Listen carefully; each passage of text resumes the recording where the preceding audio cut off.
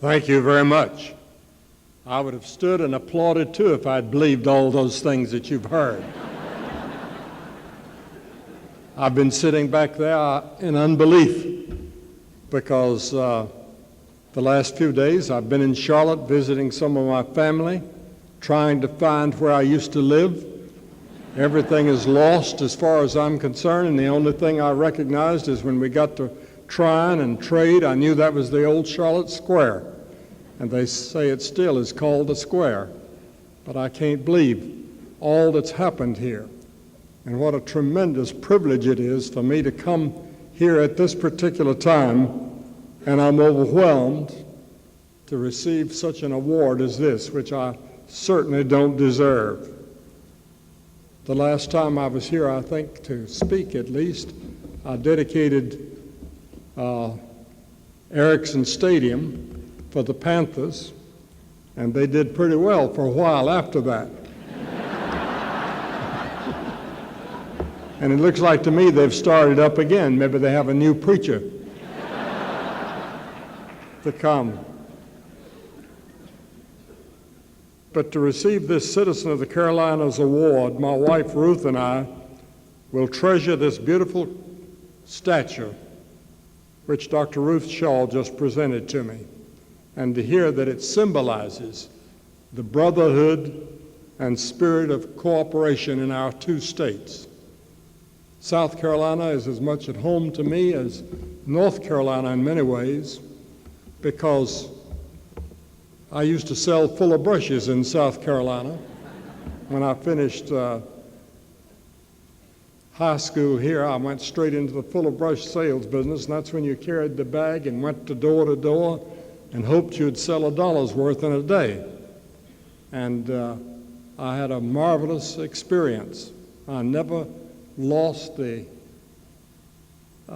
desire to be a salesman.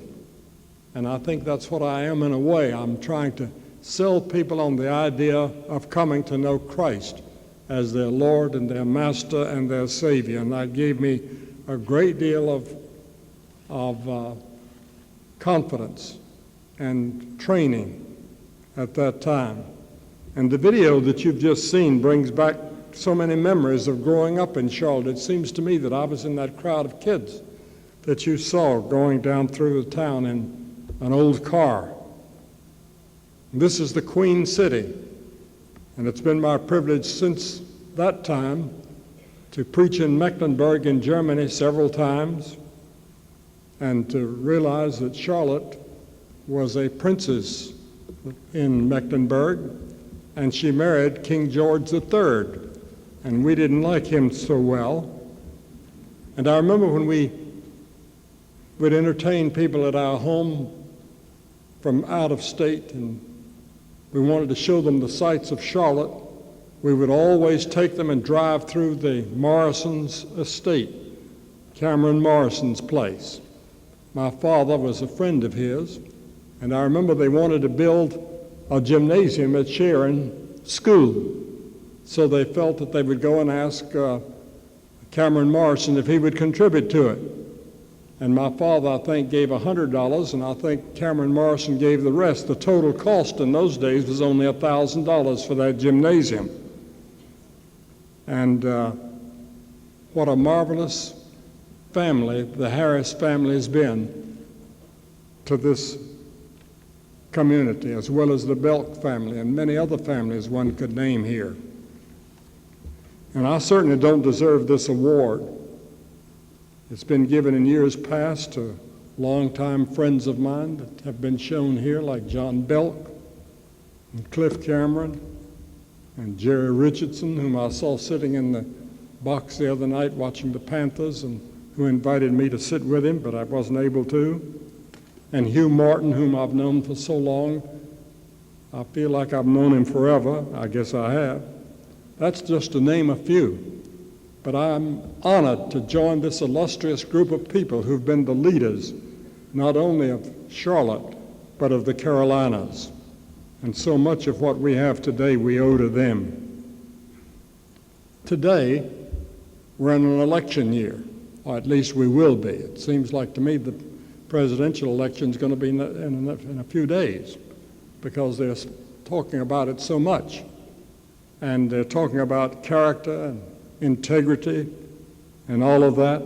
And I agree with Peter McCullough, former chairman of Xerox, when he said an executive's personal values play a role in his ability to lead others. And that's true. Integrity has to do with soundness, completeness, unity, consistency. When we speak of integrity as a moral value, it means that a man is the same on the inside as he is on the outside. There's no discrepancy between what he says and what he does, between his walk and his talk. And that's what my father and mother taught. And that's what the church that we went to, Chalmers Memorial ARP Church, that's what they taught and believed and instilled in me. And the same is true in the school. In those days, we could have preachers come and preach to us in the school. And they had Bible reading every day in the school and in the classrooms. You couldn't do that today.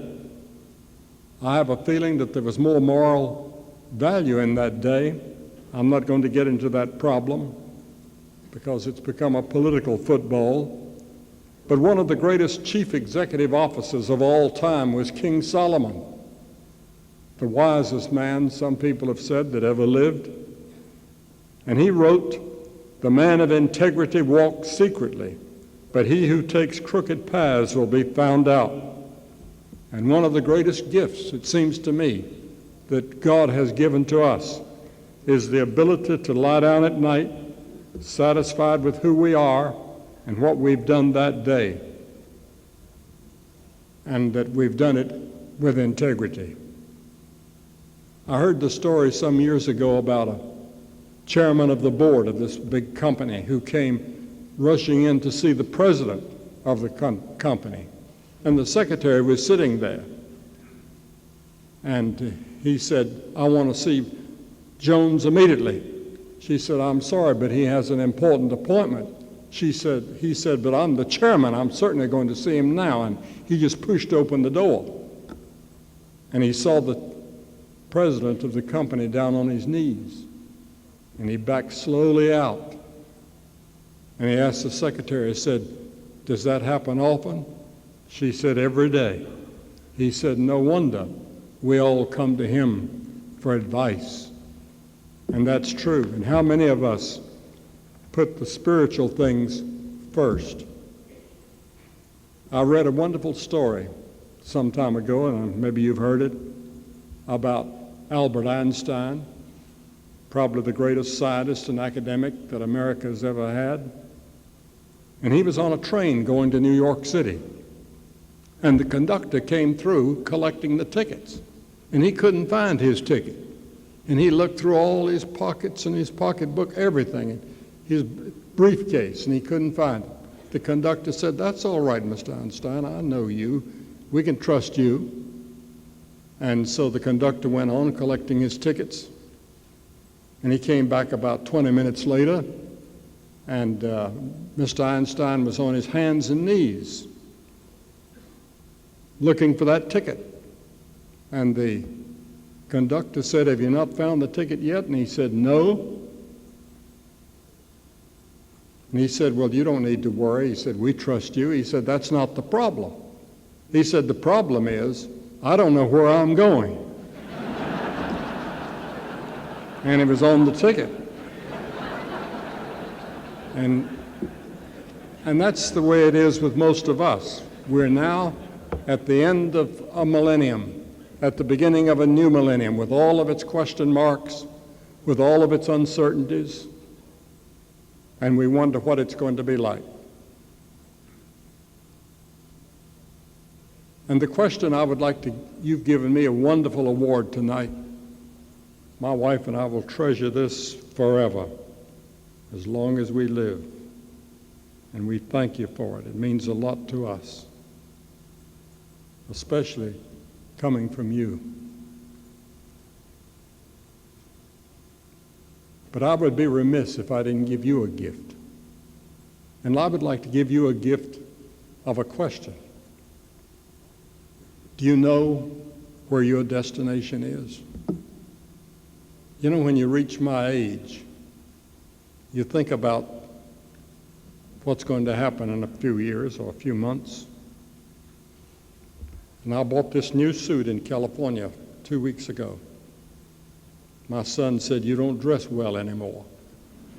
So I bought this suit and decided that I'd wear it for the first time tonight on this occasion, which means so much to me to be here.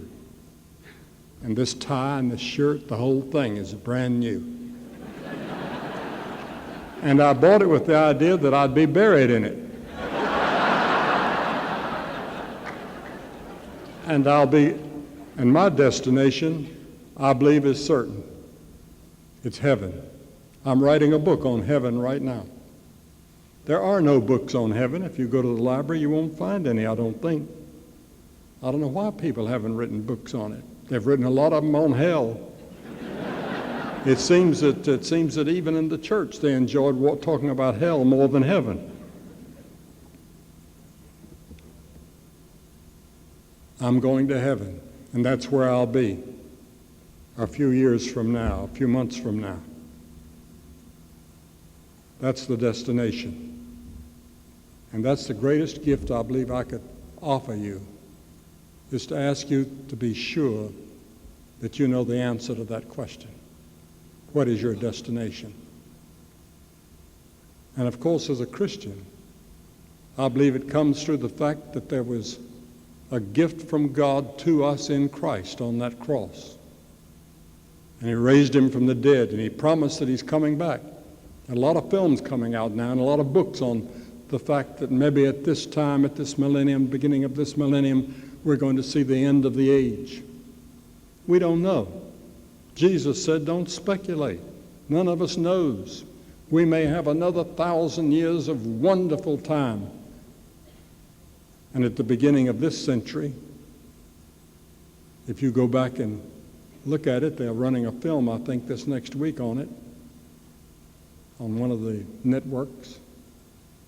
I want to watch it if I can find which network or which channel it's on, about what people thought in 1899 as they approached this millennium, because they called it the Christian century. A magazine was called the Christian Century.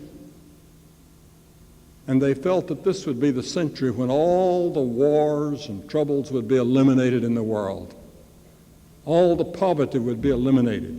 Sickness would be solved. All the dreaded diseases would have answers. That was to be the 20th century. And look at it.